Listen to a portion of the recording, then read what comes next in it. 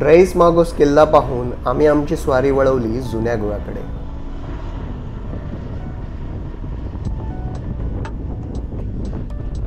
पण आधी कुठेतरी मस्त जेवण करायचं ठरलं।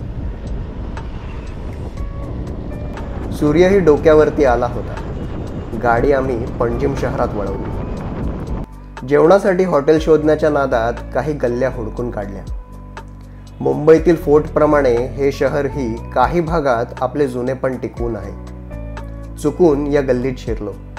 रस्त्याच्या दुतर्फा विविध रंगांनी नटलेली सुंदर घरं दिसली। नंतर लक्षात आले या गल्लीचे नाव फॉन्टेन हाऊस। घरांच्या भिंती चमकदार निळ्या, पिवळ्या, गुलाबी आणि लाल रंगाने रंगवलेल्या होत्या। या रंगांमुळे त्यांचे वेगळेपण उठून दिसत होतं। पोर्तुगीज वास्तुकलेचा गोव्यातील या घरांवरचा ठसा स्पष्टपणे दिसून येत होता। काही घरांच्या बाहेर सुंदर फुलांच्या कुंड्या ठेवल्या होत्या। हे पाहत असताना पोर्तुगीज वसाहतीच्या काळात येथील जीवन कसं होतं हे जाणवायला लागलं। फॉन्टेन हाऊस भागाला युनेस्कोने सांस्कृतिक वारसा स्थळाचा दर्जा दिला आहे। जेवण उरकून आम्ही निघालो जुने गोवे पाहायला। मांडवी नदीतून जाणाऱ्या या रस्त्यावरती आमची गाडी लागली। अवघ्या 10 मिनिटात येऊन पोचलो जुन्या गोव्यात।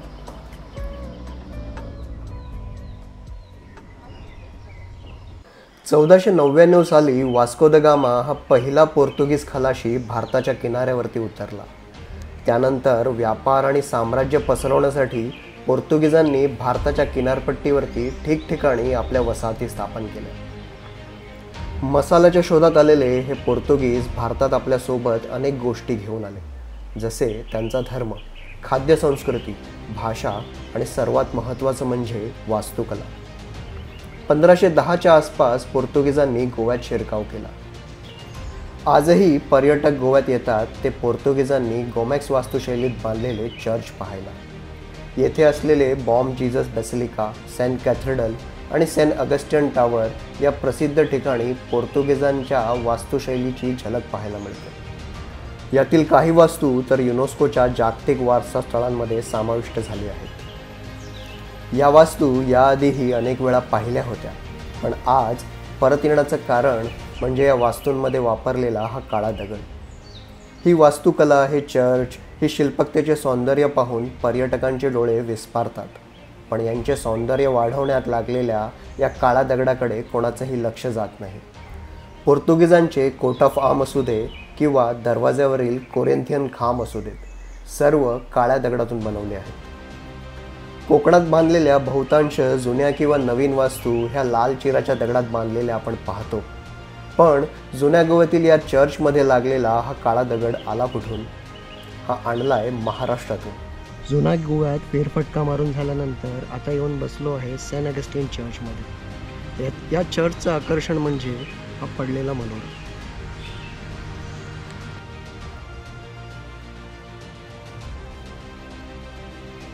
पण मी हे पाहायला येथे आलो नाही। मला येथे आणलंय ते या काळ्या दगडांनी। जुन्या इमारतींचे पडलेले हे काळ्या दगडांचे अवशेष जमिनीवरती मांडून ठेवले आहेत। विचार करा, हा काळा दगड इथे गोव्यात कुठून आणि कसा आला? तुम्हाला ऐकून आश्चर्य वाटेल की हा काळा दगड महाराष्ट्रातून आणलेला आहे, तोही वसईच्या खाडीजवळ असलेल्या भाईंदरमधील उत्तन येथील डोंगरी भागातून। मी मूळचा याच भागात राहणारा रहिवासी असल्याने या अवशेषांना पाहण्याची उत्सुकता माझ्या मनात जास्त होती। इसवी सन 1534 मध्ये पोर्तुगीजांनी आपले बस्तान वसईत मांडले। वसईच्या किल्ल्याची बांधणी सुरू केली। वसईचा हा किल्ला त्यावेळी समुद्रामध्ये होता। आजूबाजूला दलदल आणि खाडी होती। या किल्ल्यासाठी लागणारा काळा दगड हा खाडीच्या पहिल्या तीरावरती असलेल्या उत्तन डोंगरी धारावी या प्रांतातून आणण्यात आला। या काळ्या दगडाचं वैशिष्ट्य म्हणजे कितीही पाऊस पाणी पडला तर याच्या मूळ स्वरूपात काही फरक पडत नाही। या दगडातून 15 ते 16 फुटाचे खांब सलग काढता येतात। पोर्तुगीज अभियंत्रकांनी ही गोष्ट घेरली आणि या काळ्या दगडाचा वापर आपल्या चर्चच्या बांधकामात केला। त्यावेळी इथे या काळ्या दगडाचा अथांग डोंगर या समुद्रात होता। 1536 ते 1600 असं 64 वर्ष पोर्तुगीजांनी हा डोंगर समुद्राच्या तळापासून फोडला आणि वसईच्या किल्ल्याचे बांधकाम पूर्ण केले। नंतर याच डोंगरातून काढलेले दगडी खांब हे जहाजावरती लादून गोव्यात आणले गेले, येथील चर्च आणि इतर वास्तूंचे बांधकाम करण्यासाठी.